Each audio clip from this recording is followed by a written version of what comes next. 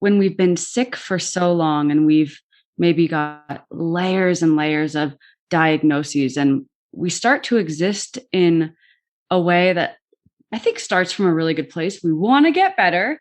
So we're seeking these treatment options. We might be seeing different doctors, trying to figure out what the root cause is. Oh, it's mold. No, it's Lyme. No, it's parasites. And it's almost like that process coming from a really good place rewires us into this place of I'm sick, must fix. I'm sick, must fix. Can't be happy, can't relax, can't allow myself to live the way I want to live until I heal this. Not realizing that we are perpetuating the same cycles that seem to really fuel the disease process to begin with. Welcome to The Body Never Lies. I'm your host, Leela Lutz. Each week, myself and experts from around the world help you uncover the secret ways your body communicates with you to empower you in your own individual health journey. I have worked with many people with chronic health issues that have had a huge impact on their life in a negative way. Their illness, disease, lack of function has often meant that they have had to miss out on their life in some way, or meant that they could not participate in life in the way that they wanted to or are used to doing.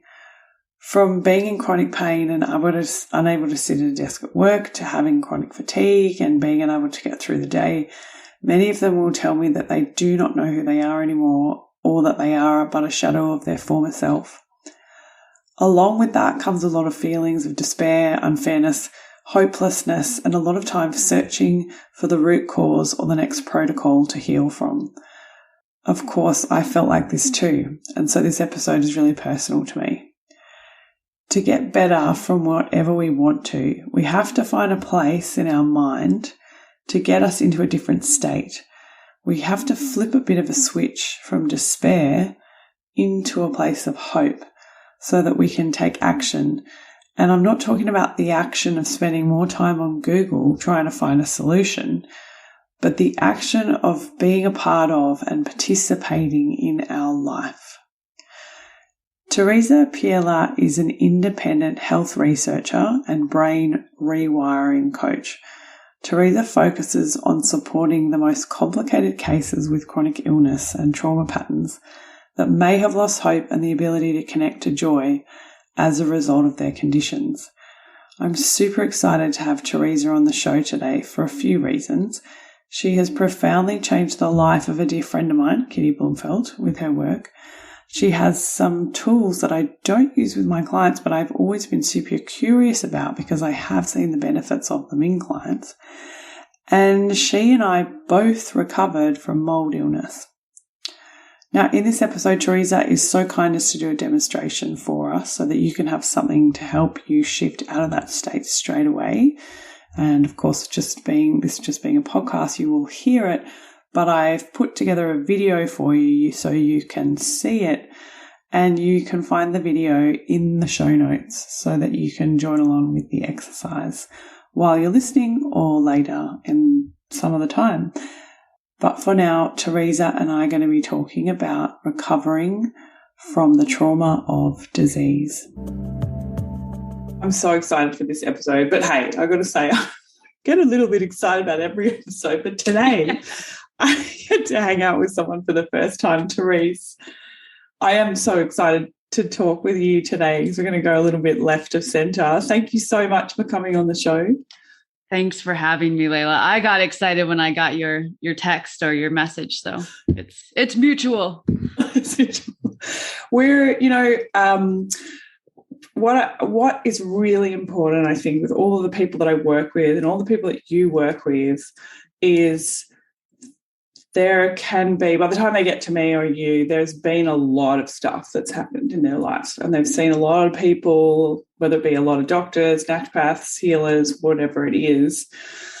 And some of them may have had a diagnosis and some of them may not, but there's this aspect that I really want to talk about today, and that's looking at the emotional side of sickness and healing, because I think there's a huge problem that I'm seeing with people where they've become so identified with the thing that they've been diagnosed with, or they have almost like a PTSD from their sickness and from their treatment. And it certainly is my experience as a patient who had a diagnosis it was almost an inkling to fall into that as well. And there were times when I would fall into that pit. And then there are things that go on in your head like, oh my God, this is like a phenomenon that nobody understands. Nobody understands me. Like none of my friends can understand what I'm going through. You know, the medical industry is against me, or things are against me. There's this feeling of being against this force that's making you sick. And then there's also, you know, you reach out to people because you're like, I need to find other people who have the same thing as me, because this is this natural thing of like, I need community and I need to feel understood and I need to feel like I belong, which is a really important part of psychology. And I'm sure we'll talk about that today. But what can happen then is you fall into this trap into a group of people who all have this identification with this disease. And I think if you're experiencing something, you should definitely find someone who's had the same experience. But be careful, this is what I want to talk about today as well, be careful of not falling into this group of me too. And we're gonna get stuck in the me too, and we're all gonna be in this together, and together we have this illness, and together we will identify with the illness, and then they get stuck and they can't get out of that. And I think that that's really important, no matter what it is, you know, like the Ray Peat forum, all the forums and the groups. It's like, you know, the Ray Peat forums, like I'm taking 25 supplements. And so it's a real interesting collective in those places. So what I want to talk about today is especially for these people that feel like they have a disease or a symptom. So for Theresa and I, would be like mold illness. We both had mold illness. For somebody else, it might be cancer or thyroid disease, or this feeling of like, why is this happening to me? And the unfairness of, you know, I remember when I was really sick and thinking, why do those women, you know, at the park get to drink wine on a Friday and still be really skinny? And I have one glass of wine and I blow up like the guy at the end of the Ghostbusters movie comes in. You know, why can't I just have this simple life where I just enjoy my friends, my kids? And I would get really like, that's not fair. And It does feel really unfair. And I want to be really clear today that Theresa and I are not saying that these feelings are unjustified, but we really want to talk about this part of healing and this trauma and the PTSD and all that sort of stuff and how we get out of that, because you can't heal when you're in that state and your nervous system is screaming, oh my God, unfair, poor me, why is this happening to me? All of that anxiety. I can't go out because if I eat this, then it'll make me sick again. So I'm so interested in your work, Therese. I'm so interested in your work because when I was first starting with Paul Chek, he talked so much about tapping for trauma. Yeah, I didn't know that. Okay, that's exciting. I like when people mention it or at least put it out there so it's not so woo-woo or so weird. And I've seen it help a lot of clients and a lot of people. And so I'm really interested in hearing about this part of your work. I love that we both have the same nutrition philosophy where we both work on metabolic theory and improving cell function. But tell us about how you came to do what you're doing and how it's so different with this trauma-faced part. Well, I think kind of what you were dancing around, but this idea is when we've been sick for so long and we've maybe got layers and layers of diagnoses, and we start to exist in a way that I think starts from a really good place. We want to get better. So we're seeking these treatment options. We might be seeing different doctors, trying to figure out what the root cause is. Oh, it's mold. No, it's Lyme. No, it's parasites. And it's almost like that process coming from a really good place rewires us into this place of I'm sick, must fix. I'm sick, must fix. Can't be happy, can't relax, can't allow myself to live the way I want to live until I heal this. not realizing that we are perpetuating the same cycles that seem to really fuel the disease process to begin with. It's that fear, any kind of fear or stress reaction. And again, what you just said before of how unfair this is, comparing yourself to other women or wondering what it would be like to be able to live a normal, healthy life. I actually find that as an amazing starting place, because when we talk about brain rewiring, we have to be honest with ourselves. So for a lot of people, it is really honoring the fear, the sadness, even the compulsive behaviors of, I talked to you about this a little bit, but always feeling the need to research and not being able to stop and feeling like if you have a symptom, you have to be scrolling PubMed, you have to be scrolling the repeat forum, all of the blogs you can find. Again, honoring that, okay, this is where I'm at right now. And wait a second, what's the end goal? The end goal for most of us, most people, is to feel good, is to feel healthy. And it's starting to bring that awareness to how we might be living, that it's not actually making us feel any better to be stuck in these cycles of panic, of compulsion, of comparison, of doubt. I mean, even at a certain point, I think a lot of people end up in the pro-metabolic community. I'm coding that because I know it looks different for different people, but they've tried so many diets, they've tried so many protocols, and in doing so, they become fearful, maybe feeling orthorexic and fearful about specific foods, or, thinking there's only one way to eat and these foods are toxic and these foods are not allowed, forgetting again that the body takes in food differently when it's relaxed. A healthier metabolism can handle more foods, can handle maybe more stressful foods, but if mentally you enjoy them, they're taken in very differently. So my own journey is what led me here, because I fell into that trap of first finding a sense of safety and almost like this huge relief when I got my first Lyme diagnosis. And when I first dove into that world, it's pretty comprehensive. When you get like a Lyme workup, they test for everything. So they're testing for mold, they're testing for parasites, they're testing for heavy metals. So you basically get this lab work back showing how toxic and how sick you are. And, yes, there's that sense of excitement at first. Finally, I'm not a crazy person. These symptoms are explained by X, Y, and Z. And I think that can be a place where someone really falls into a pit of having that kind of PTSD from, oh my gosh, look how sick I am. I'm never going to get better. Some people maybe are able to not fall into that. And again, we have to honor traumas before this and where the terrain is at, how weak someone is, what their life was like leading into this. But for me, it was just, I think because of those original diagnoses and feeling like, okay, the only way to get back to a so-called normal life is to do all these protocols, it set me down this path of sugar-free, dairy-free, carb-free, 30 plus supplements, in IV injections. Really, I wouldn't associate that with a healthy lifestyle at all. But again, that was what was presented. That was what was offered. And it felt like this was the only way to get better. But in the process of experiencing that for many years and actually getting worse, it was probably hitting when I hit my breaking point, when actually my doctor said, we don't know what to do with you. You're the most complicated case we've ever seen. You're doing everything right. You should be better by now. It was almost that being the most freeing thing that could have happened, because I realized, okay, they're not going to save me. Clearly, the way I see the world is not helping me. I just was constantly panicked, constantly feeling stuck in a fight or flight reaction.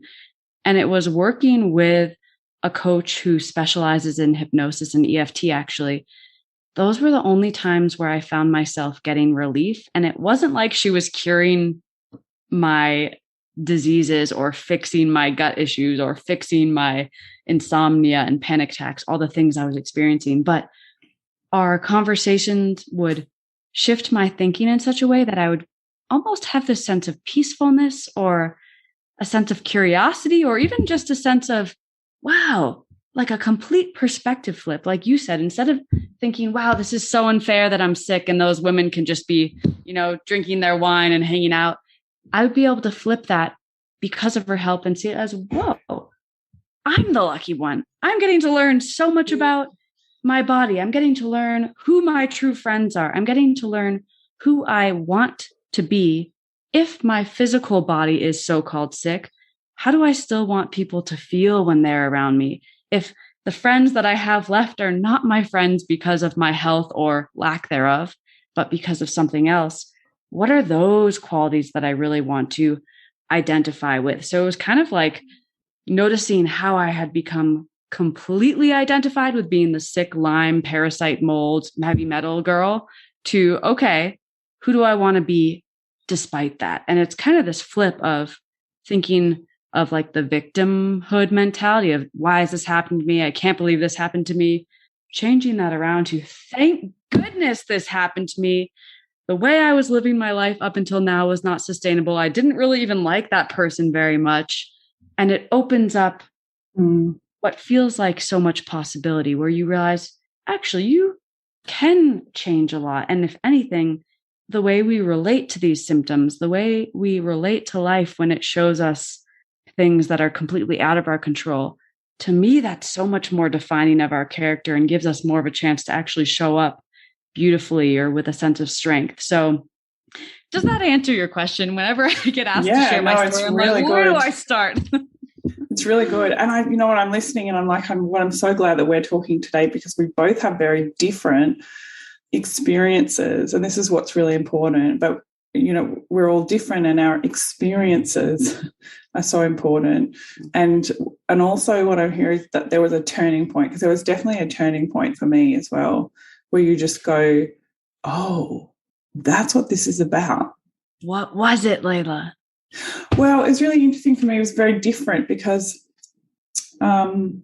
I realised, and yes, I was very sick with mold disease, and I had that awful, sitting there and breastfeeding my daughter, feeling like spiders were crawling all over my body, and insomnia and all sorts of things. And I'd already been in the pro-metabolic, and this healing metabolism with food place as a practitioner. And so I was like, I don't understand why I'm sick still, even though I'm doing all these pro-metabolic things. And it was actually when the bushfires happened in Australia, that the really bad ones a few years ago, and our entire house was filled with smoke for, a few weeks. And I'd gotten really far in my journey with my symptoms, and then all of a sudden they came back again. And I was like, oh my God, it's not mold. It's pollution. Mm-hmm.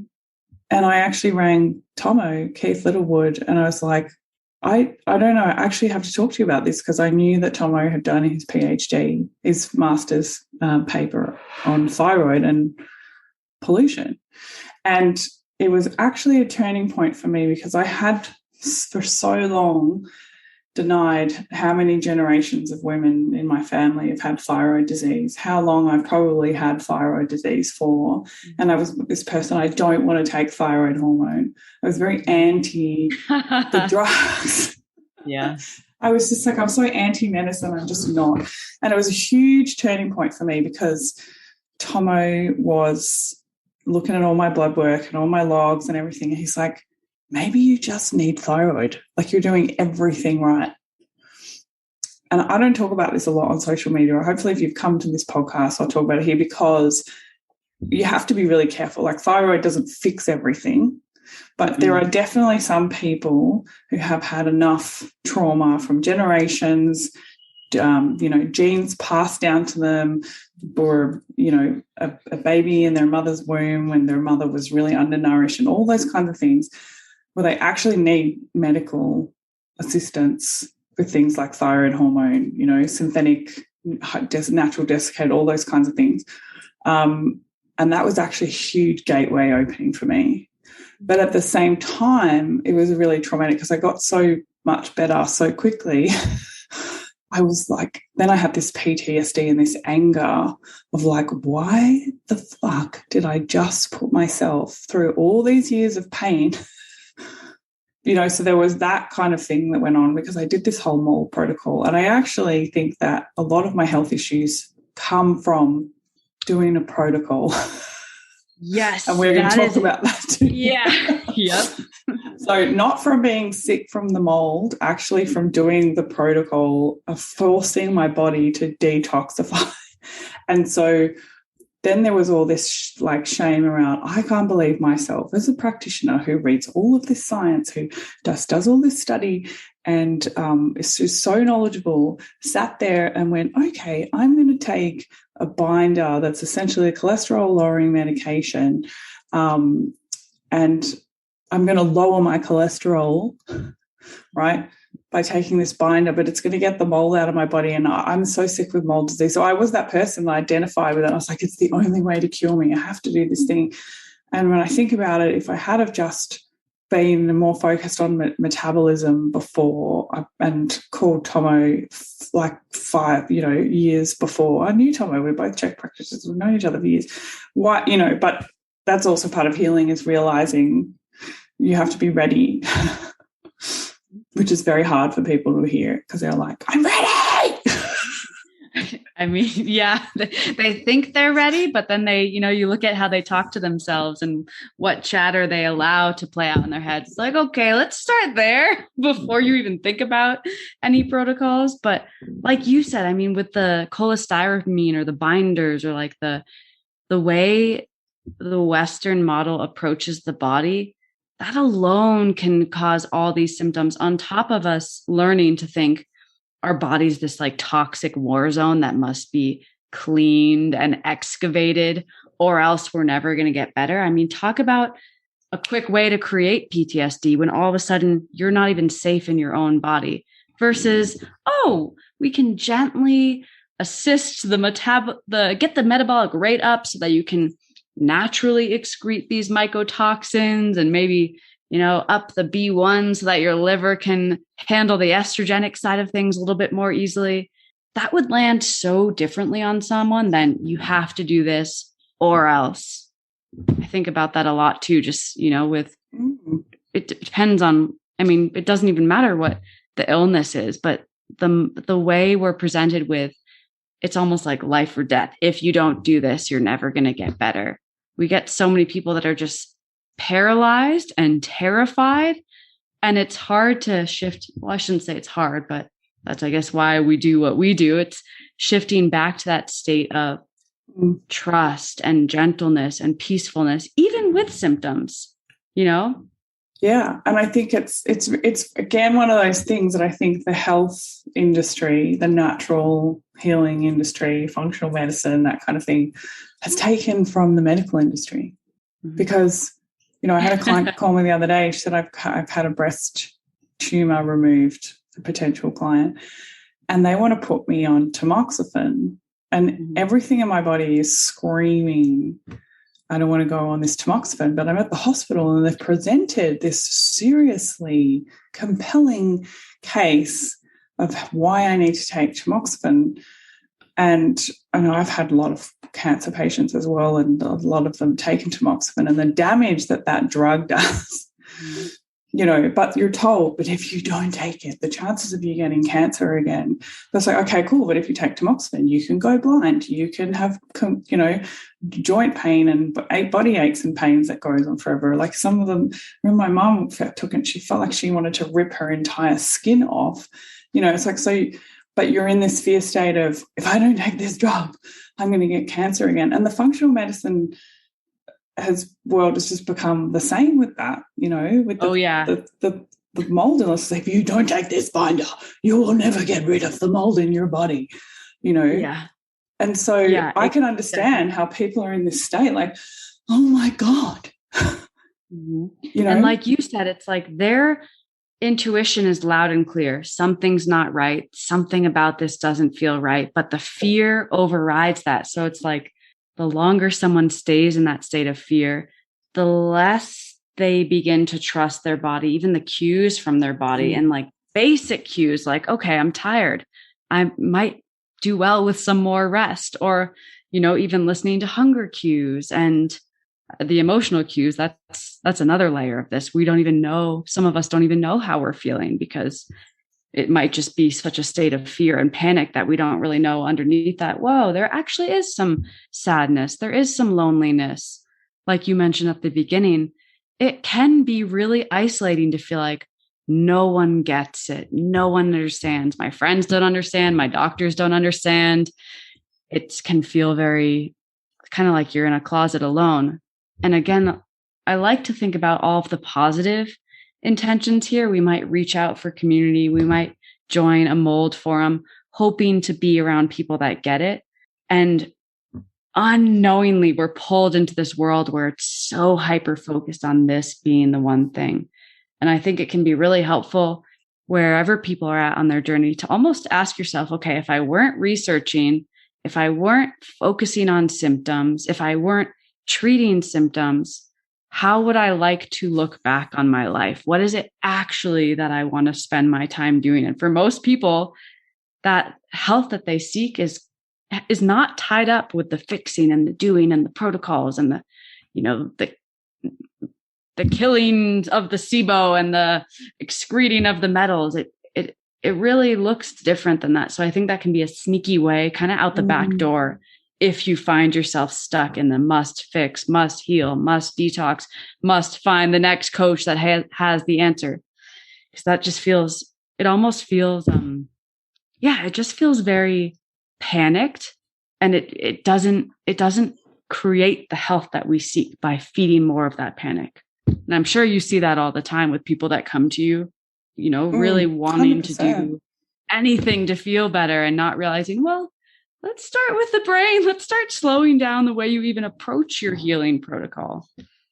Yeah, and I think it's very, like for mold people, for example, like it's really the hardest part of mold disease is that you need to get away from mold to be able to, you do. But in all truth in that is that nobody should live in mold. Nobody should. So you're not different from anybody else in that respect. Like nobody should be living in a house that has mold in it. Mm-hmm. You'll have a different experience than another person, but that's not a safe place for anybody to live. So, one of the first things was like, stop walking into moldy buildings and smelling mold and going, oh my God, I can't be in here.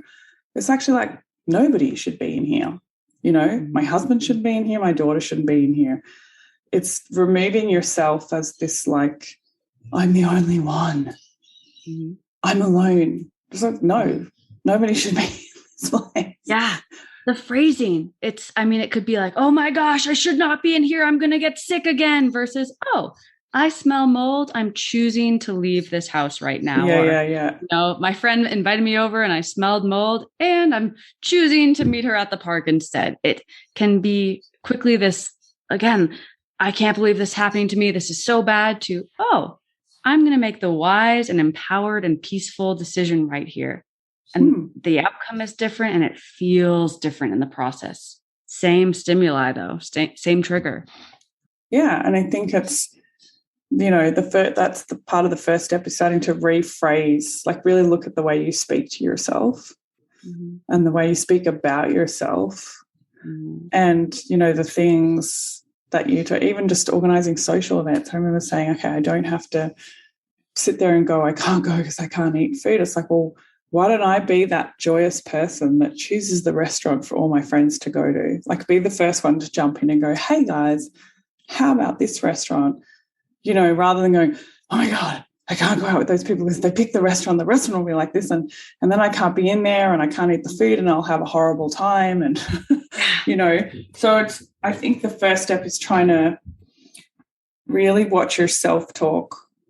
Like, obviously, yes, go, if this is really difficult, because when you do live in a moldy house, like for us, it was a rental property and we had to move, and we moved 3 times, and the 3 houses that we all found were moldy. So it's a real problem in Sydney. So you do feel like, oh my God, how am I ever going to be able to live my life? How am I going to ever get better?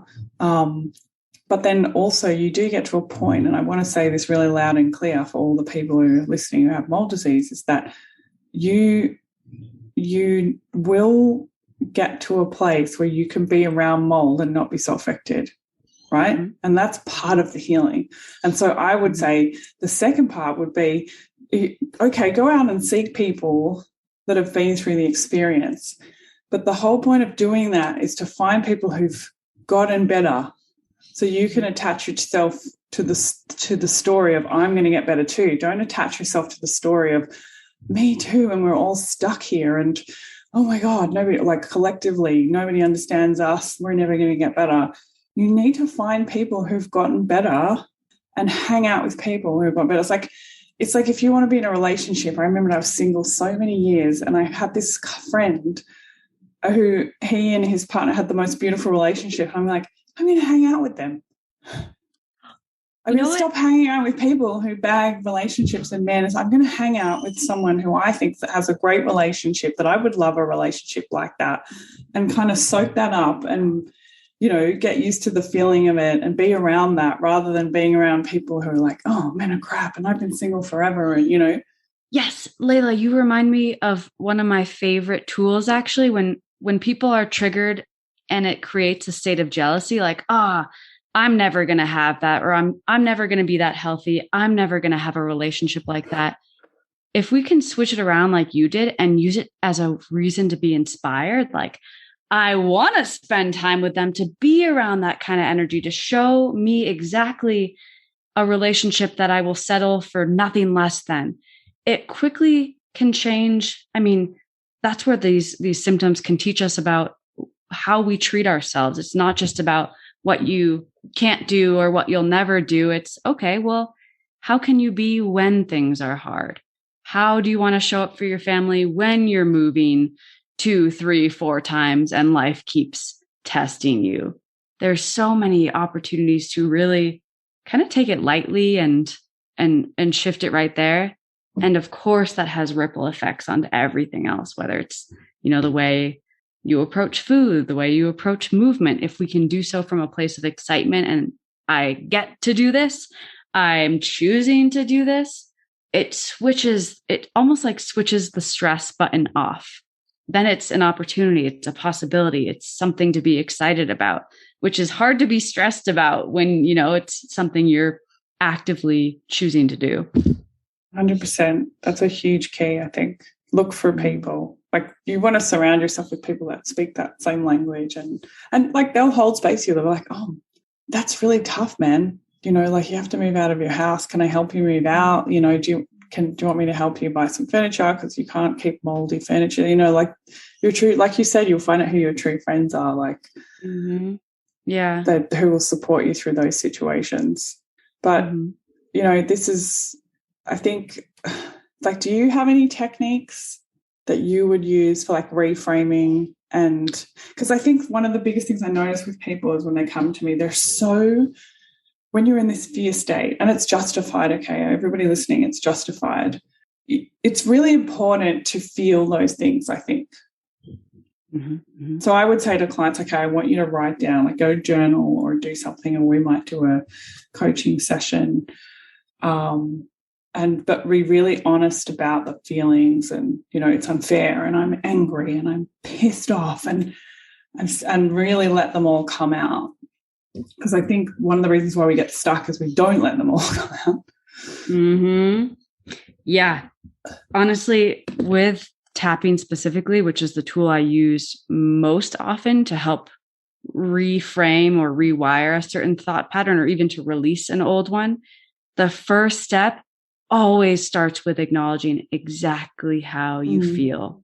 And they might be some of the most critical and awful thoughts, you know, things that you probably maybe don't even feel comfortable saying out loud. But like you said, there's something about expressing and being fully honest, which allows it to not be trapped in the body. Because if we're feeling a certain way, but we're trying to bright side, or we're trying to ignore, or we think we shouldn't be allowing ourselves to feel that way, it creates a gunkiness in the body. And I think that's where we trap ourselves. But if we can acknowledge, yep, this is honestly how I feel. I don't like feeling this way, I don't like feeling like I'm never going to heal. I don't like feeling like I hate the way my body looks because I have been too sick to do X, Y, and Z.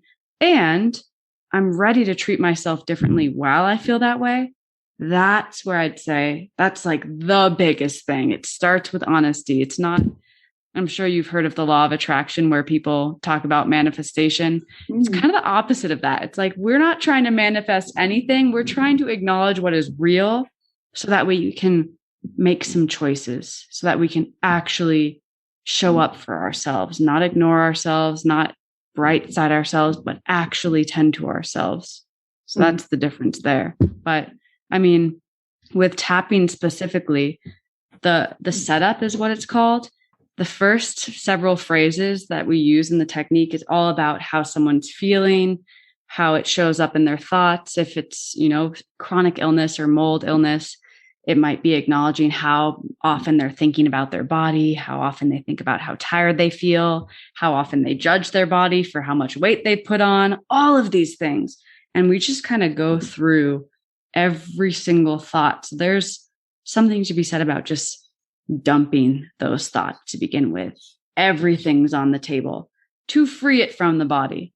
For you, what does that look like on your end? Well, yeah, I mean, I was thinking like you have to do that almost without censorship, right? You have to say all the things you're like, I hate my skinny best friend for her perfect life, and all the things that Sarah. You kind of have to like just get all that stuff out. Like I remember I was really angry about like all these women having babies and just bouncing back and having more babies, and that wasn't something that was happening for me. So I was like, I hate all my friends. And that's not to mean that I really hate them, but I think it's really important to acknowledge, because what that says is like it allows you to actually get in touch with what's underneath that. Exactly. It's like, okay, well, if you don't actually hate them, what's going on right there? Well, I'm sad that I'm not able to bounce back. I wish I could bounce back and be healthy and vibrant and lifting like my skinny friend, Sarah. All these thoughts and thinking about, okay, knowing that it's sadness that needs to be dealt with. I get to tend to myself. How would I want to treat a friend going through a similar situation? How would I want a loved one to treat me if they fully understood what I was going through? It's almost, it's like zooming out to look at what's there, and then zooming in to think about what is really the problem.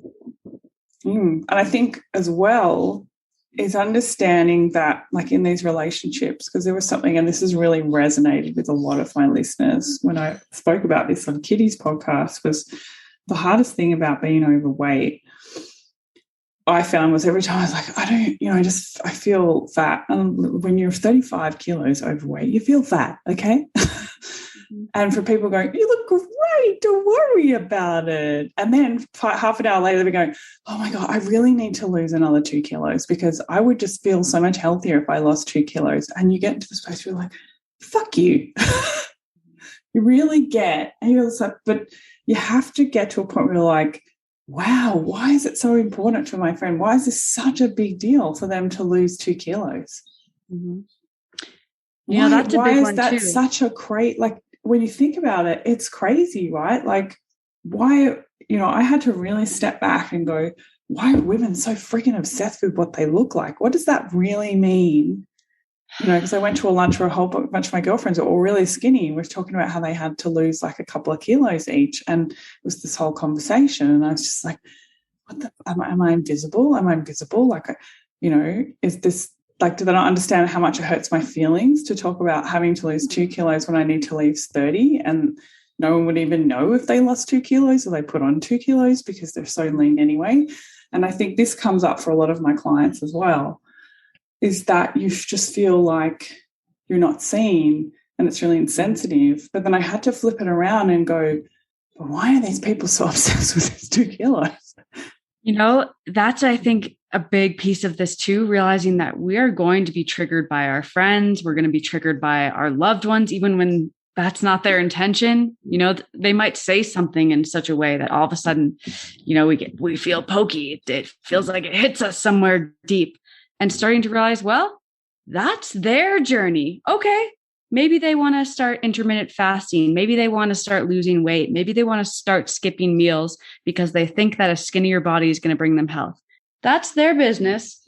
My focus is wanting to feel better. I know you talk about this, wanting to feel healthy and strong so that you can keep up with your daughter, wanting to feel your best so that you can fully enjoy your life, and kind of sending those friends love, because everyone's on their own journey. But I think it's kind of this matter of awareness. What is really important to you? Are you willing to pursue that?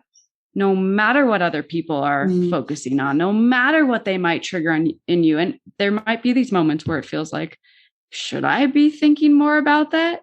And then you can pause and really come back to yourself and think about, what is it that's going to matter to me at the end of this life? For most people, it's not hitting a certain weight. It's the feeling behind that. They think, oh, if I lose this weight, I'll feel sexier. I'll feel more energetic. I'll feel more attractive. But that's also an energy thing. If you think of people that really carry themselves so well, sometimes it's far less about, actually, I'd say all the time, it's not really about their body. Yes, maybe they're super muscular and they look really amazing, but that quickly becomes old if they don't have that energy base, that kind of enthusiasm for life, that kind of generosity, that sense of joyousness that I think all of us are attracted to. So it's really starting to weed out, okay, what is below the trigger? Am I really triggered by my friends talking about how they want to lose weight? Oh, thank goodness, because it's reminding me that I care more about feeding myself, fueling myself, putting on muscle, having time to spend with my family. It's kind of a big piece of what I teach and remind myself of and work with my clients on is getting excited to be triggered, because that's your opportunity to really integrate how you want to be. I think, when I look at relationship, any kind of relationship in my life, and I suggest this to clients, is that every single relationship that you're in, even a client practitioner relationship, even us sitting here together right now, is that it's a mirror. Mm-hmm. Like everything you see in a person, everything that pisses you off in a person, you're pissed off about in yourself. Yeah. So if I look at those skinny friends obsessing about losing 2 more kilos, what's being reflected back at me? An obsession over one thing that's going to change their life. And so the obsession for me was, go for it. Did you find that you were still judging yourself based off of your weight? How was that impacting you at that time? Of course I was. Okay. So there was that. I was judging myself because of my weight, which is exactly what they were doing. Different scenario, but same thing. Yeah. It's like, I'm not a whole person unless I'm this, or, my life is going to get so much better because I'm this. Which is a lie. It's a lie. Most people might get everything they wanted and realize they're still unhappy, or they get what they want and it's not what they expected. So it's and most women who lose those 2 kilos are not happy. They're not. They get there and they're like, I look different, but everything's the same. Yeah. Right? Yeah. And it was looking at, well, that's a fixation, right? So what am I fixated on? I'm fixated on, I have mole disease and my life is bad because I have mole disease. So how am I different from them? They're fixated on 2 kilos. I'm fixated on this. And the fixation, the real driving theme of that fixation for me is, if I just fix this one thing, then my life will be perfect. Yep. And that's the trap that I think a lot of these thought patterns fall into. It's, once I have this, then I will relax. Once I get to this point in my life, or with my weight, or with my health, or with my business, then things will be easy. But if you think about how empty that is, because again, we're thinking that we have all this time. We're thinking that life is long and we'll be able to get to that point. We might never get to that point, and we'll have wasted all the time waiting for something to be a certain way. So I like what you always mention, how it's a process, even on, a weight loss, strength building journey. It's a process. If you're enjoying every second of that, not waiting to be happy when you're a certain size, or when you have a certain amount of muscle definition, then you get to enjoy every single stage. And I think that can be applied to mold illness, that can be applied to healing thyroid abnormalities, it can be applied to SIBO and a lot of the gut dysfunction that we see these days. Can we enjoy every second of it? And some people might be thinking, well, how can I enjoy it if I don't feel well? And that's where, again, it's important to realize that you are not your symptoms. You might be having, intense bloating, insomnia. You might be having blood sugar swings and, skin eruptions and all the things that come up when the body might be handling something. But can you still be fully present with your loved ones? Can you be laughing so much when you're out to breakfast with your girlfriends that you're not even thinking about your weight because you're so in the moment? That's where I think we can almost teach the brain to focus more on. And that to me creates a life that feels so much more meaningful, because I like to work backwards. I like to think about, okay, if we've already lived our life, what are the memories? What are the feelings that truly are going to matter to us when we're at the end? Because we all have a very similar endpoint here. 100%. It's like waking up, and I say that to clients all the time, how do you want to feel? And energetic, vital. So even for those clients that are like, I want to lose 2 more kilos. Okay, but do you feel energetic and vital at the moment? Because you have to be in an energetic and vital space to be able to go in a caloric deficit to lose weight. Let's be honest about that. You don't feel better because you've lost 2 kilos. How do you want to feel? So is that really associated with that action? Is that action going to get you that feeling? And I can say 100%, of course, I've lost 15 kilos. I do feel so much better 15 kilos lighter. There's no denying that, right? Just the simple stuff of my thighs not rubbing together and having to put chafing cream between my legs just so I can go for a bloody walk. So, there's definitely a point of discomfort that's real, and you want to change that. And it's important. Being overweight is not good for your health. So, but you can't sit there and go, when I get there, I'll be happy. So I can say wholeheartedly now, I'm only halfway through my weight loss. Everybody hear that? My waist circumference is still too big, right? But I've also got to this point now where I'm just like, I wouldn't say I don't care, but I have so detached from this physical aesthetic presentation of my body. I've really detached from that. And I think a lot of that is because I've spent a lot of time going, what is good about my life?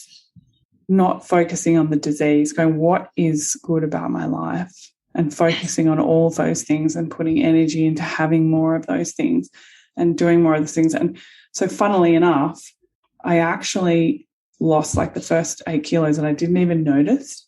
You were too busy focusing on. It was really funny. It was really funny because I was like, I'm not going to focusing on them more. Well, I was focusing on, I was like, I would just write lists. I would literally get a pen and paper and I would sit down and I would write a list. What is good about my life? The first thing that always came to my mind was my husband. He's just the most amazing, supportive person. And, so it's like, okay, my relationship is amazing. And I was focusing on the fact that I love my house and just all the little pieces that I love. I love my business. I love my clients. And you just tell yourself every day how abundant you are. And now I know there are going to be people who are listening to this and be like, Leila, I don't have a house because it was destroyed in mold. And I get that. We actually moved 3 or 4 times, before we were able to buy a house, and we had to save up money and, to buy a house and do all the mold stuff, protection stuff and all that. And in that, I was like, wow, I have this. It really, what it did was help my husband and I focus on what our values were. Yes. And that's it. Because if you detach from waiting to be happy and actually focus on what is going well right now, you can have a sense of gratitude even while you're still working on your mold illness, even while you might not love the way your body looks. You can still be grateful that you're in a body, that you're able to interact with your loved ones. I think that's it. It's acknowledging where you're at and what's going well and what you're working towards. But most importantly, having the focus on how you want to feel in the moment, because it's not like we can just speed through all, I mean, we could kind of have our heads down and just waiting to be happy once things line up. But again, why don't we do the opposite? Why don't we take this as our chance to learn and chance to adapt, chance to be who we want to be at that end point now? 100%. It's like what would I actually change? Like if I had the body that I so badly want, what would be different? The truth? Nothing. I already have everything that I want. Yeah. Yeah. You know, even thinking back to what I experienced with Lyme's disease treatments and mold chelations and heavy metal chelations, it was finally when I gave up trying to get better, actually, because it was at the point, like we touched on, I was getting sicker from the treatments. I was getting sicker from the chelations. My gut had stopped moving completely post antibiotic treatments. I think it was just the body was pooped energetically, metabolically speaking, it was pooped and filled with you weren't pooping. Yeah. Oh my gosh. But when I was like, okay, this is my life right now, trying aggressively and maniacally to get better is not bringing me any joy and happiness, and really started to focus on what does bring me joy right now. My list was similar. It was how sweet my husband was, how grateful I am to have these quiet moments with him watching butterflies. It had actually nothing to do with my body's appearance, even the way I felt. And I felt pretty shitty, but that gratitude was bigger, and it was enough to distract, enough to even fuel a different perspective of, okay, what if I don't rush my healing? What if I don't postpone my happiness until I'm healed? What if I focus so much on what's going well right now so that everything else, it would be just a nice to have, but not resting everything on that outcome that may never come to be. You know what is really weird that I'm really grateful for in this whole process was COVID. Because ooh, this is controversial. Tell me more. Not the disease itself, but the whole idea of the lockdown. Mm-hmm. Because I stopped putting all of this pressure on myself to be something, to do things, I just really went inside. And look, I'm an introverted person, so that lockdown works well for me. If you're not introverted, you hated lockdown. Yeah. I'm a massive introvert. And I'm not saying this works for everybody, because some people are living by themselves. And I took that opportunity to just focus on all the things that I loved. And what became obvious to me in lockdown was that things became so simple. Mm-hmm. And there was this thing of, like, at one point I realized that we weren't celebrating because we weren't doing anything, we weren't leaving the house. And so it made Sean and I go, well, we have to find little ways to make celebrations. So we would light candles on a Saturday night and get dressed up and have a dinner date together at home. You know, you become really conscious of what you believe you have and what you don't have, and whether you're actually taking the action. Okay, what you really want is not a thing, it's a feeling. Yes. So I want the feeling of celebrating, because I did some amazing things with my business in lockdown. But we can't celebrate with our friends or go out to dinner. So how do we celebrate? Okay, well, we'll cook a nice meal and we'll put some candles on and we'll get dressed up and we'll be like, hey, hi. Layla, that's the perfect example of taking what might feel like a limitation, because someone else would be like, well, we're locked down, we can't celebrate, we can't do anything fun, this sucks. But you switched it. You took what is seemingly a handicap or a limitation, and it almost gave you the reason to make something beautiful. That's it. I mean, back to the health journey, that could be the exact same thing. Wow, thank goodness I got mold illness to show me how I want to move forward in life, how I want to treat my body from here on out, the kind of people I want to spend my time with. It's this huge flip of, I can't believe this happened to me, to thank goodness this happened to me. Thank goodness I know more about what I want to be intentional about, because you did it right there. You created something beautiful.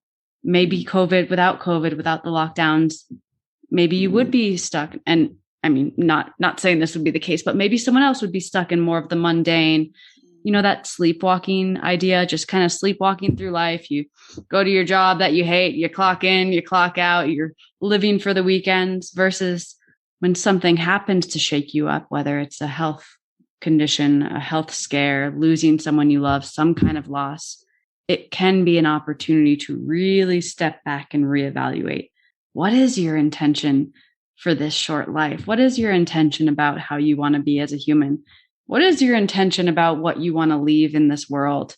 The imprint you want to leave, the legacy in a way. How do you want to leave this world? Not to be cliche, but actually a better place. What would that look like? Say your health condition is still very present for you. Can you still show up for the world in a way that you feel good about? There's a lot of nuance here. Massively. I think that, so I would say like changing your state and finding ways to change your state and the way you talked about yourself and the way you see the world is really important.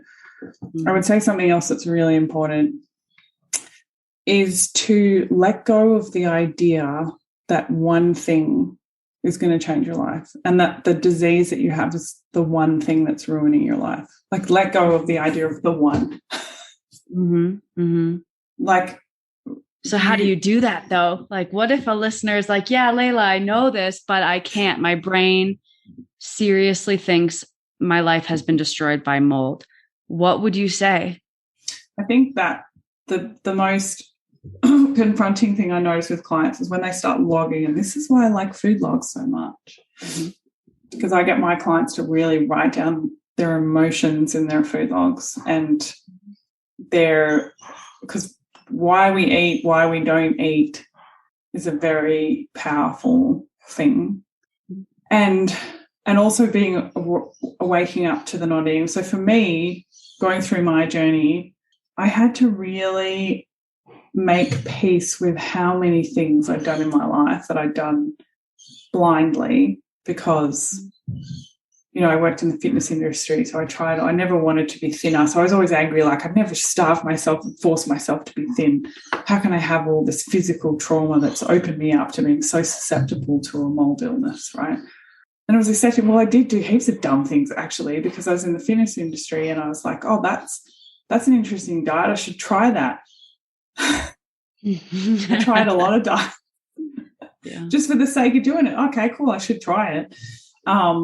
But then it went even deeper than that, was going back and realising that my life had been very traumatic and I'd lived in a state of adrenaline probably from the time that I was born. Yeah. And that was huge for me because when I really started peeling back the layers, and this is, I've done a lot of work, and this is why I do so much work with people and clearing the negative influence of their parents. They can make peace with the fact that their parent is just a normal person who didn't have any resources and it wasn't their fault. That I grew up in this state of trauma and that I have had that for a very long time. So I have this super heightened nervous system that was weak and so fragile. And this is the thing that is going, this was begotten like 35 years ago. This didn't happen in this house 4 years ago when the mold. This is an accumulation of stress and a system that has been, my body, the system, that has been under so much stress that it can't handle any more stress. And that's all it is. It's not a magic pill. It's not a magic syndrome. It's not a magic disease. And I still to this day have never had a client who comes to me. I work with people with chronic health conditions. I've never had a client who's come to me with chronic health and was like, I've had the most perfect life and all of a sudden, boom, this just happened to me. I mean, they might say that. But when we start peeling back the layers and looking at everything, there's either a huge amount of trauma or there's someone who's been an adrenaline junkie for 25 years. Yeah. There's something. Which we could argue is a form of trauma if you think about just it is. being flooded with stress hormones, It is, So I think it's making peace with the fact that this just didn't happen to you right now. Yeah. It takes the pressure off too, because if it's not one thing and you also realize, oh, this is a lifetime, this is generational. okay, that's the opportunity. How do I want to tend to myself? How do I want to step in as almost like a caregiver or like a motherly presence? You get to help your body out. You get to start to release these traumas from your system. It's not something you have to do all at once. You don't have to rush it, but it's also not your fault. And it is your job to step in. You know, we all have, I think, regret, which we can then turn into a positive inspiration to do better. It's like, I can't believe I did all that stupid stuff to my body. Thank goodness I did that. Now I know how much I value feeling good. Now I know how much I value fueling myself. Because of that regret, I can live differently. Just another reframe right there. 100%. And then realizing that everybody's just walking around in a trauma state and having a symptom, you know, like you look at all your skinny friends and go, well, all their hair's falling out and they're having, you know, like daily, weekly skin treatments and, you know, just all this kind of stuff. It's like, well, that's actually just their expression of trauma and symptoms. It's just there's a different way to cover that up. So it's not that they're not having them. You know, you can get hair extensions and microdermabrasions and skin peels and stuff. And that's, you know, that's their symptoms and they're covering up their symptoms. So nobody's different from me. Layla, you remind me too that we might see the outside and think, wow, how do they stay so thin? Wow, they must be living such an amazing life, not knowing what pain they do carry or not even knowing what they've been through. And I experienced this when I was at my sickest, when I was struggling to survive.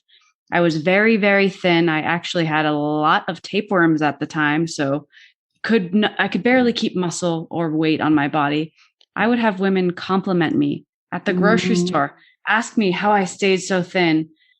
And in my head, I was like, how sick can you be to find this attractive or find this desirable? But again, it was this wake-up call for me, realizing, wow, you never know what someone is going through. And even if you do see them on the top feeling amazing, you never know what they may have been through when they were at their lowest. So I take that as a reason to not even compare, to just, you know, let people live their lives, but really focus on, like you said, how do you want to feel? And kind of leading by example too, because I think with these different trauma responses, some people do become hyper-focused on aesthetic and weight and appearance, things that I would argue aren't going to really matter if you're alone and don't have passions and don't have a reason to be excited about life. You could have the most beautiful body and the most beautiful hair extensions, but what would it matter if not for these connections that really, I mean, at the end of the day, I think it does come down to these meaningful connections we have with people that are not based on our body, that are not based on our health. It's so much more simple, I guess. Yeah, it's totally more simple. But how would you, I'm really interested, Theresa, like on how tapping works and how, you know, because it's different things. And I think the most important thing that I always say to people, the reason, how we got here is because we've been ignoring our body in some way, shape or form. So whether it's from when you were a child and you were in a traumatic environment and you had to escape your body, so you would go to a place outside your body, or you would adopt like a persona that wasn't you, to like, was kind of like an imaginary friend, which people still have these when they're older, by the way. And these are the kind of like addictive behaviors, and like, you know, they're like a persona. They're called shadow selves, where people actually use them to connect or to protect them from things, and then they carry them through to adulthood, you know. So then they have these behaviors like, why do I do that? I'm an adult. I know it's not a good thing. It's like, well, maybe that's just something you adopted when you were a child, but it takes you out of yourself and out of your body, so you don't have to be inside feeling. And I think this is a huge part of healing of any kind, because everything in our society is like, makes you get out of your body. You know, like if you're dieting, you have to leave your body in a way, because it's so painful to be hungry. So the only way you can get through that pain is to not feel, like not be in the body and not feel, right? And society keeps telling you that. Push through the hunger, suppress the hunger. You'll get over it. In a week, you won't be hungry anymore. And then even that, it's with work or academics, it's like push yourself, reach for this thing that's outside of your body. So you're really tired and you probably should sleep, but you're like, no, I need to achieve this thing. So I'm just going to ignore the tiredness, ignore what my body needs, and I'm going to do that thing. So everything in our society is set up to pull us out of our body. Yes. So I really want to say that to people. It's not you. The whole system is set up. Even medicine, it's like, cool, well, I'll just give you this drug. Yeah, ignore how you feel. I know you're getting every cue that it feels toxic and your intuition is telling you not to do it, but push through, even the idea, and I'm sure you get this all the time, there's this idea that you should be having die off. You should feel worse before you get better. So of course people are like completely disconnected from their body, because in order to survive detoxes, cleanses, mold treatments, metal chelation protocols, you have to sever that body sensation. But I think a lot of what we do is reminding people, actually, it's allowed to be enjoyable. You're allowed to feel good in this process. There might be a sense of entering foreign territory because we've been trained to not listen to the body cues. And I mean, still, I think our culture is set up that you push through, you ignore, head down, get your work done. Very backwards in a lot of ways. So it's kind of being gently rebellious and choosing to say, hey, I'm actually going to honor my body. I'm actually going to listen to what's coming up. I don't even necessarily need to understand it, but I can learn to feel certain things and honor that in the same way that I'm assuming we'd hope our children to be able to do. And I think it's super important to get into the body. And there's so many practices that you can use to get out of your body. Like exercise is a great one. And a lot of people say, oh, exercise makes me relax. It's like, no, you're just leaving your body again, depending on the type of exercise. Yeah. And that's not necessarily a bad thing either. Like if someone is dealing with significant trauma and being in their body is not safe, I would argue, thank goodness you have an outlet, and the awareness is key. Knowing, yes, I'm using exercise to have a break from feeling the intensity of these emotions right now. And I know I'm choosing to dissociate, and I'm doing that because I love myself and I'm learning to re-enter the body. And this is the best I can do right now. That's different than, doing a HIIT workout 5, 6, 7 days a week because you can't handle yourself. And that's the one time you feel okay. And you're not making any steps to change that. And I actually, to be fair, I wouldn't even say that's a problem, because again, everyone's on their own journey. Who are we to judge? But I think there is an opportunity to think about, well, okay, setting that intention. I'd like to be more in my body. I know I've got these layers and layers of trauma. I know I've learned to dissociate. I know I've compared myself. I know I've tortured myself. I know I've learned to ignore cues from my body. And I'm finally taking one small step at a time to get back to that. Because we don't want to traumatize the body in the process of trying to release the trauma. So again, it looks differently for different people. But with the tapping specifically, kind of what we've been talking on is this idea of being fully honest. You fully express, fully acknowledge what's coming up. And then in the lead portion of the sequence, it's almost like bringing in a sense of curiosity of not being attached to outcome, not waiting for things to be a certain way, but offering yourself that kind of love and tenderness in the process.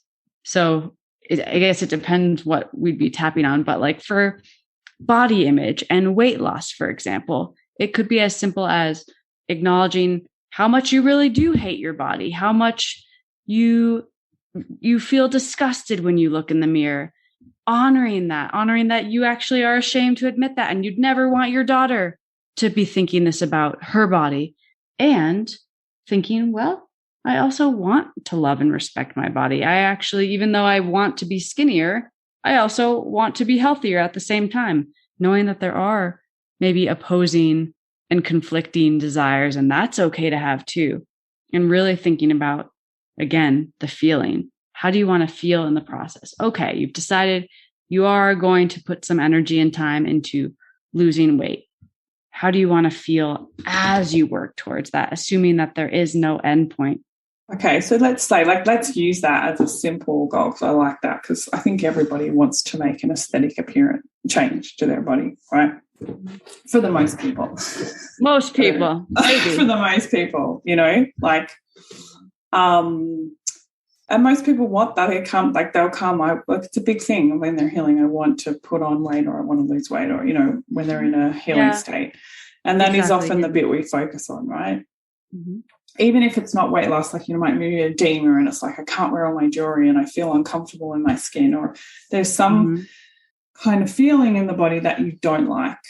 Mm-hmm. So, yes. How would you tap to get yourself like, okay, well, I don't know, what would you say, like, to stop, even just to stop hate, because it's so important to stop hating on your body.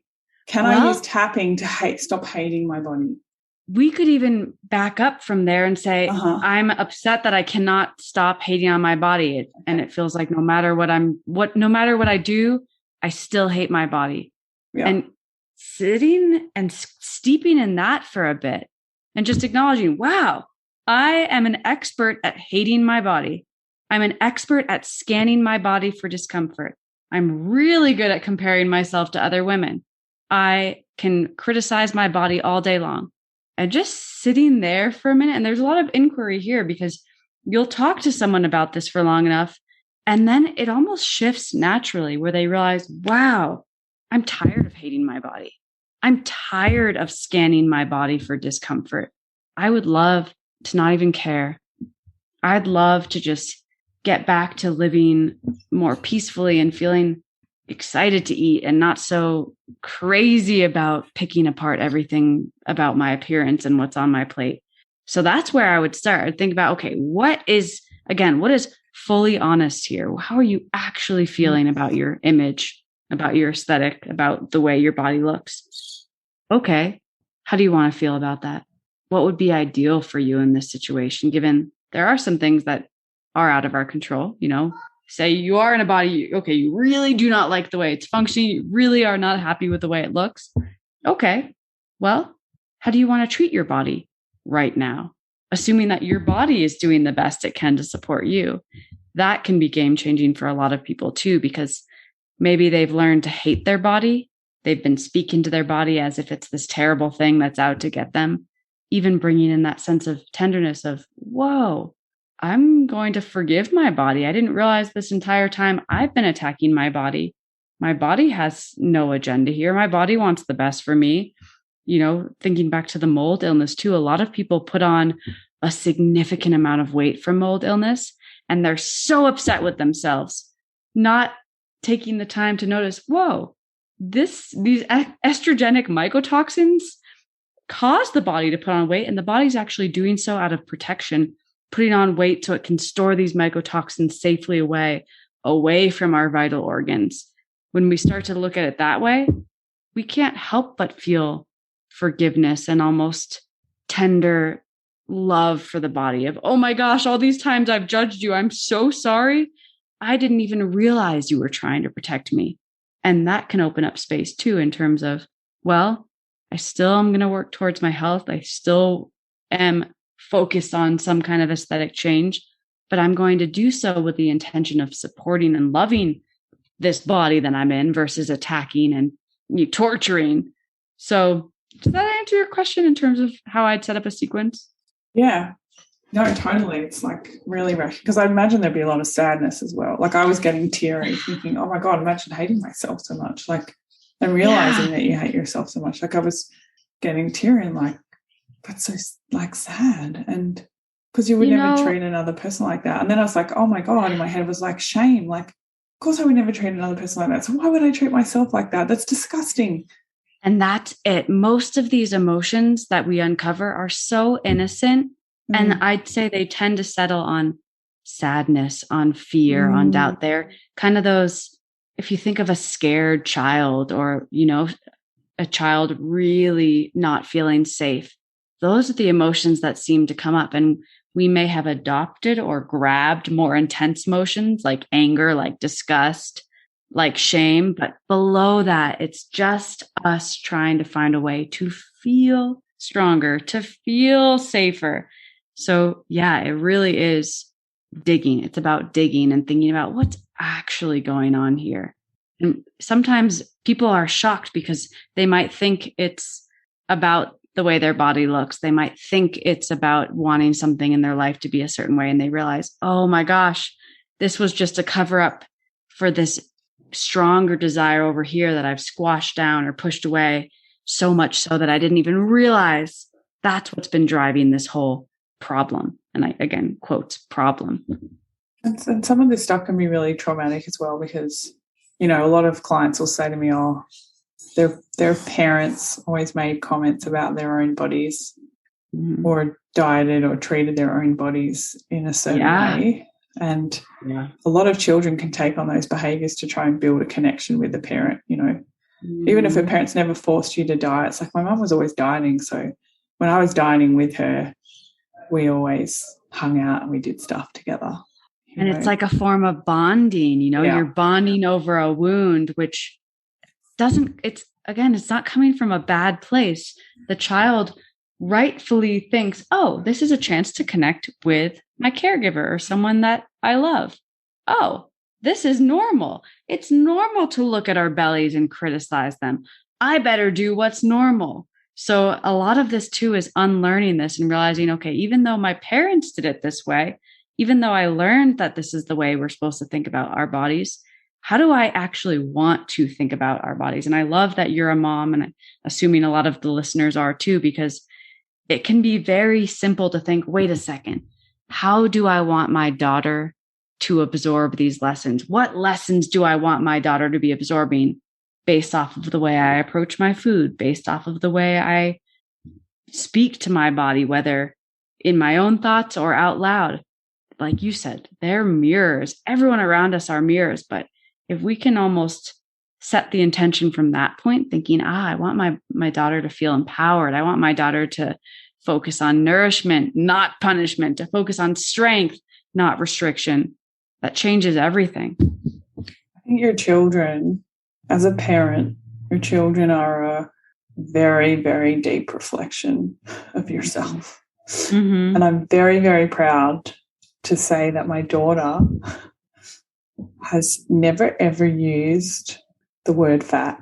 She's never used it. I've never heard her make a comment or a description about somebody else's body. And I think that is a really big thing because I know 5-year-old girls who are already calling each other fat or making comments about each other's bodies, and it freaks me out. Yeah. And even the other day, Shanti said to me, she rubbed my tummy. She's like, why is your tummy so big? And I was like, well, I had a baby that was you. And then after that, I was a bit sick. And so I didn't do as many exercises.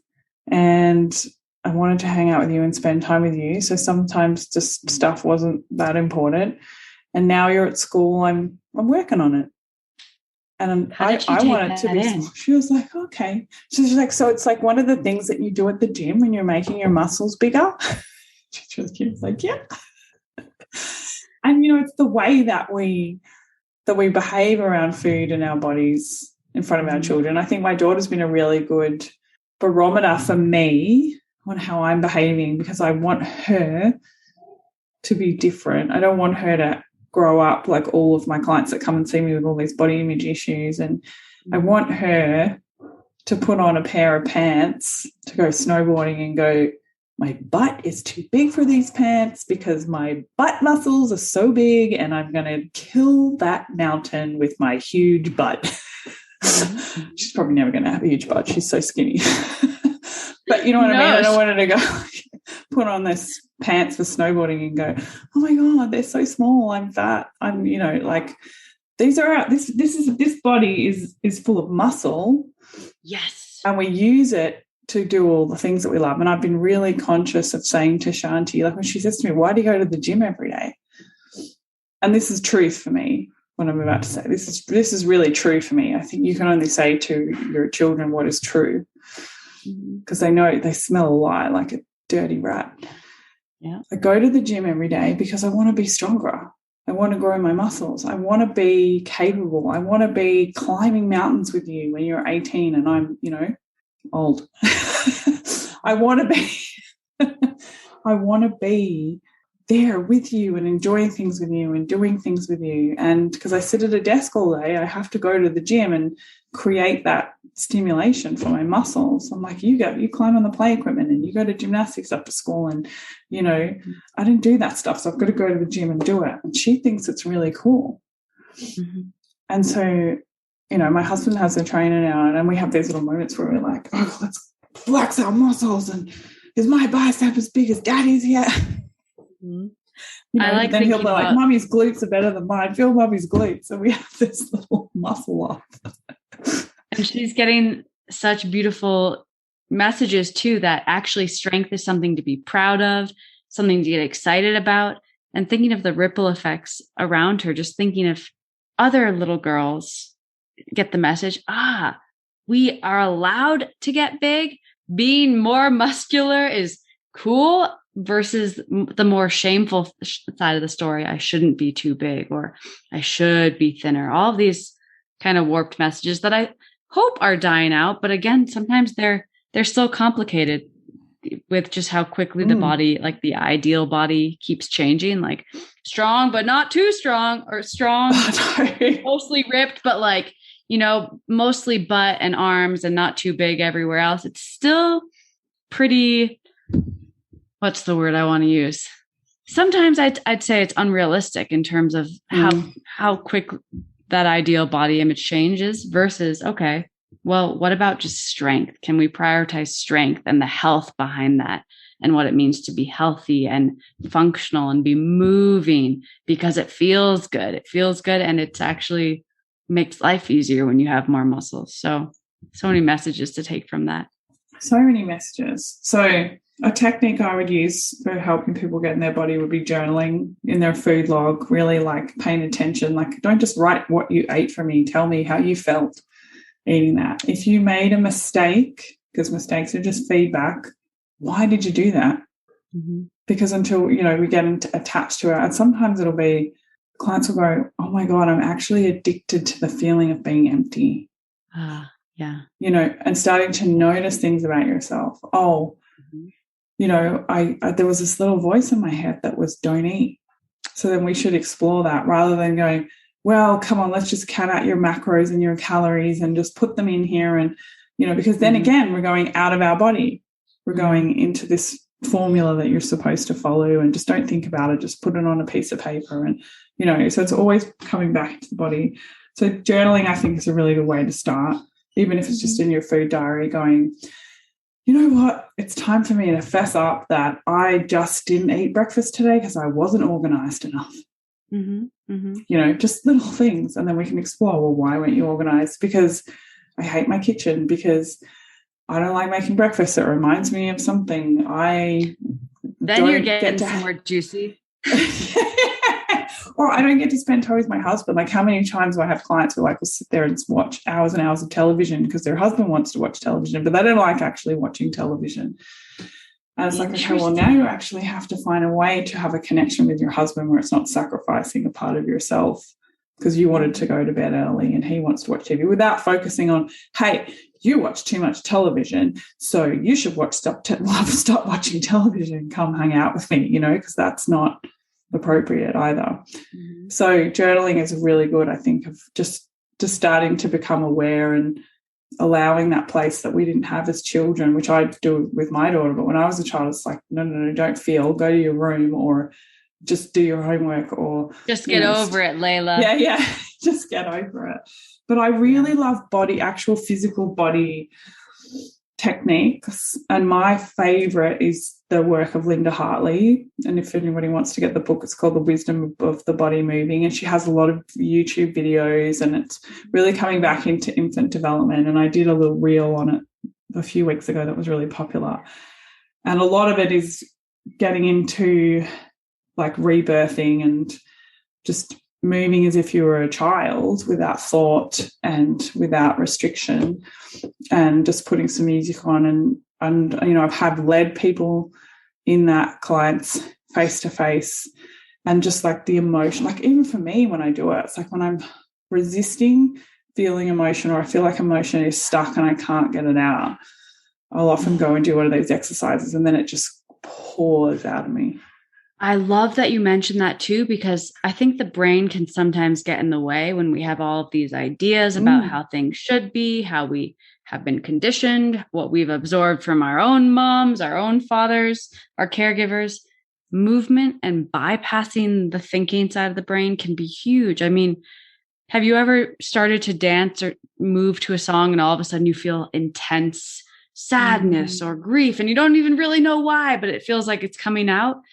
That can be, I mean, I might be biased because I also like to dance and to move, but I feel like it can be a nice way to allow things to naturally come out of you, move out of you if they're stuck, because most emotions, they want to move. They're not meant to be stuck in the body. We're not supposed to feel the same way all the time. No emotion lasts forever. Yeah, they might get stuck, but if we can gently let them out, whether by journaling and seeing what our brain is actually saying about something, or by moving and asking the body, how do you want to move right now? What would feel good right now? Not because someone told you to, not because this is the workout you thought you should do. What actually feels good right now? Bringing that pleasure back can be a nice way to reconnect to the body. I think so too. Like it's, what was I going to say? It's, especially if you're a researcher, you know, people are on the internet trolling for the 1 millionth thing about mold disease. Like there must be something else that I could know that could help me get over this. Yeah. This is really good for you. There's someone who's like me, who's a practitioner, is like, I've got 45 million different coaching processes, and I'm sure I can apply one of these coaching processes to myself and work this out and not feel these feelings anymore. Yeah. So then you get out of that logical brain thinking where there has to be an answer, a solution, a process, something else to research, something else to talk about, something like this tangible thing, because I think these things are not tangible. They're not linear. They're not logical. They're not. So you have to get out of that bright brain thing.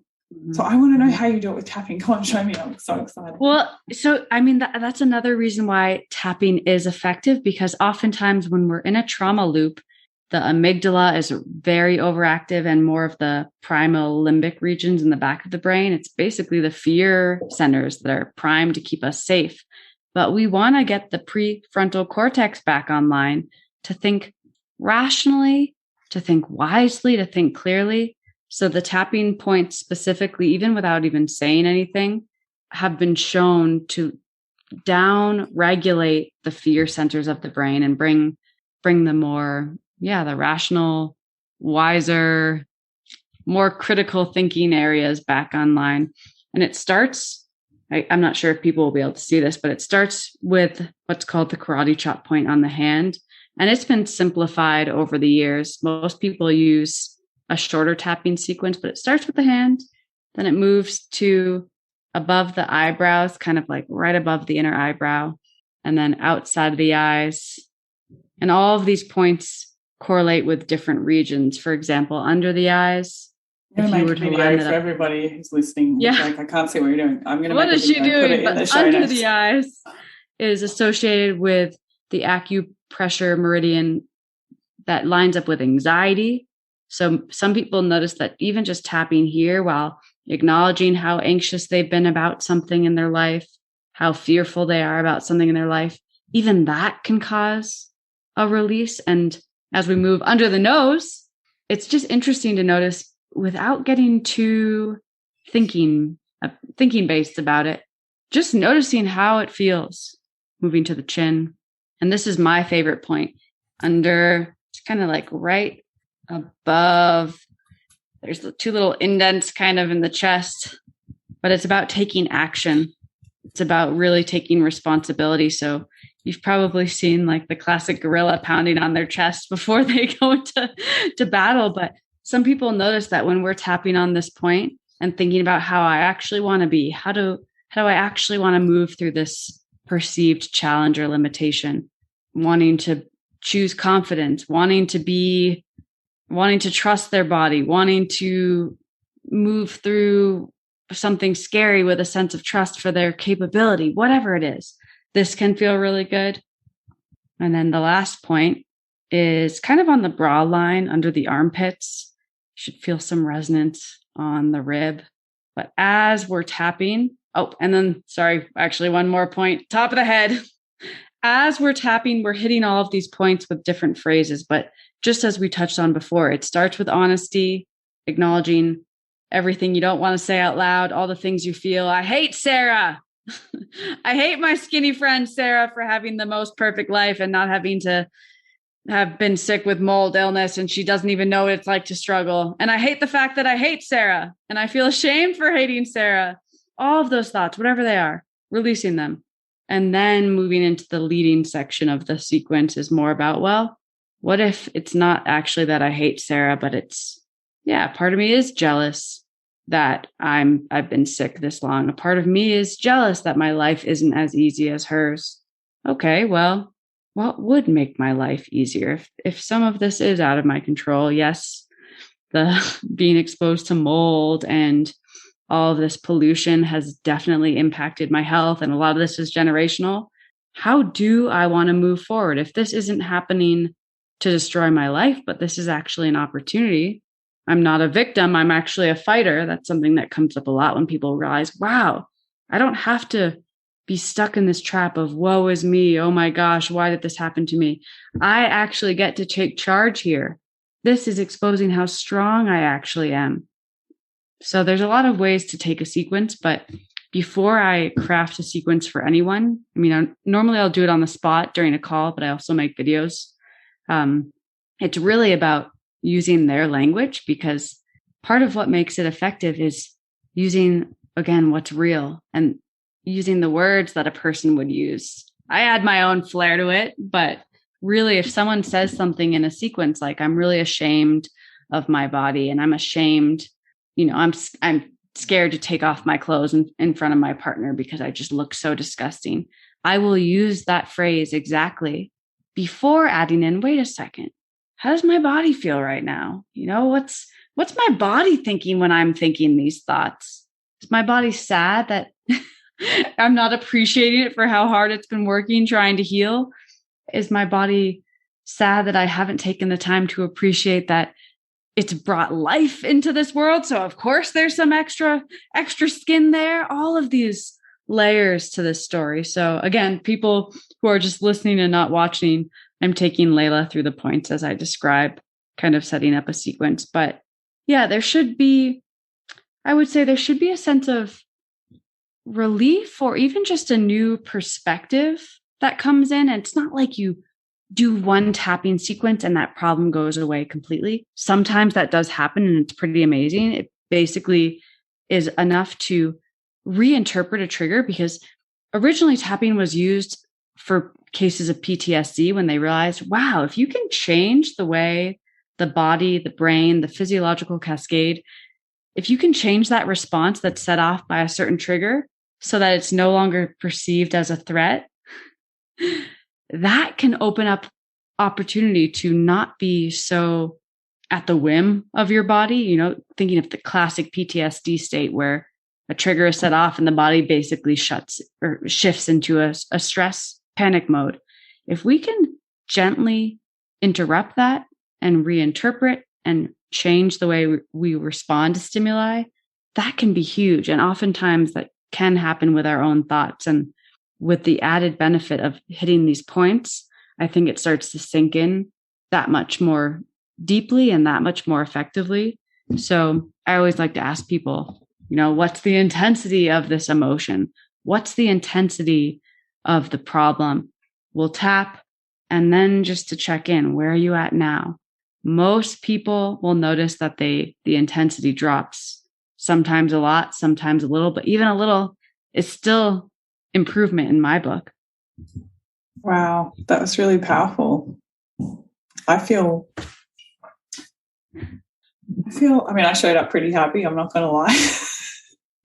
And I'm not triggered by my story, like telling it anymore, or like, but I just feel kind of alive, and I feel just sitting here copying you, and I'm not as present. We didn't even do a real sequence, but I know, and I know that I'm not as present as I would be as if we were. Like if I came to see you about a problem and wanted you to do a tapping sequence for me, because I'm thinking, oh, I need to make this a video for all the listeners so they can see what we're doing. And I better message my assistant and get her to do that straight away so it comes out with so I'm thinking. So it's not the best. But even just the sensation of those points on your body, they're really like kind of electrifying, especially that one. That's it. But that's actually it. I mean, anyone who's received acupuncture, maybe you've gotten a needle in your ankle and you feel it zing all the way up to your hip. It's based on these meridians that are kind of electrical highways. And I think that's when we have something like an emotional response or some kind of trauma that's deeply wired into us, it almost feels stuck. So tapping is a way to get unstuck. And I'm hoping in time we'll have more data on exactly how it works. But as of right now, they're finding that even just lowering the cortisol activation in response to a triggering thought or a triggering emotion, that can open up enough space to teach the body, hey, you are safe. You don't have to mount this massive response. And as we both know, when we're not so frazzled, when we're not so panicked, we can think a little bit more wisely and more rationally. So I think that's where it allows that wiser part of us to step in, where we think, okay, yep, I have all these crazy thoughts. I react this way. I think this way. I react this way without even trying to. And I'm choosing this. And I'm really wanting to create this as more of a habit. So yeah, it looks different for whatever problem we're trying to treat. But I think there's also that aspect of kind of mystery too, where you realize, whoa, I didn't even realize this was important to me. I didn't even realize that this was the real issue. So a lot of that comes up even after a tapping sequence where you have that peacefulness sweep over the body, almost like a post-massage feeling. And then you might even get these little almost whispers from your own intelligence. But it's interesting to see what comes up when you are in a more restful state. You're smiling. I'm so curious what you're thinking. So cool. I've just really enjoyed this. I really enjoyed this, and I'm so grateful that you came on the show. And I hope this will really help a lot of people, because there's always, even for people who don't have a chronic illness, they're just trying to get on top of their weight, and they're standing at the fridge going, I fucking hate my body right now, and I'm just going to eat some. It's a pattern interrupt, right?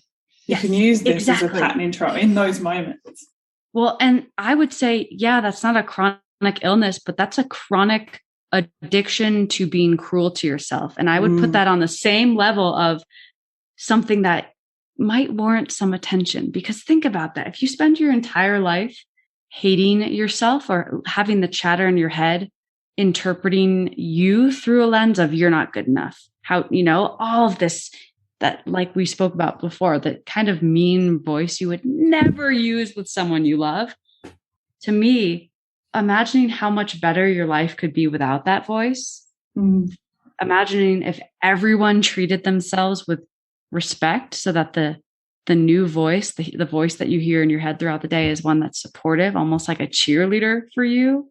That motherly voice that I'm sure you use with your daughter, that would change the way everyone shows up for then everything they do. So yeah, it's an opportunity to interrupt what is not helpful, what is not fueling you in any way, getting rid of what feels like a drain, that feels like a stressor, and inviting in something that is actually life-giving, energizing. So we talk about pro-metabolic nutrition all the time, but I would say our thoughts, I'd put thoughts in terms in the same category of nutrient dense or, toxic.